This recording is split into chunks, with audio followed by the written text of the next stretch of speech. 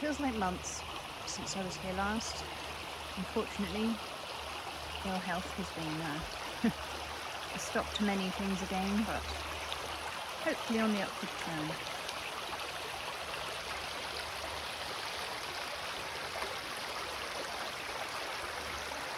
The river is very calm.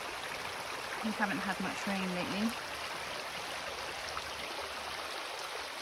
So, on the other bank, where there are usually waterfalls when the river is that much more swollen, there's nothing.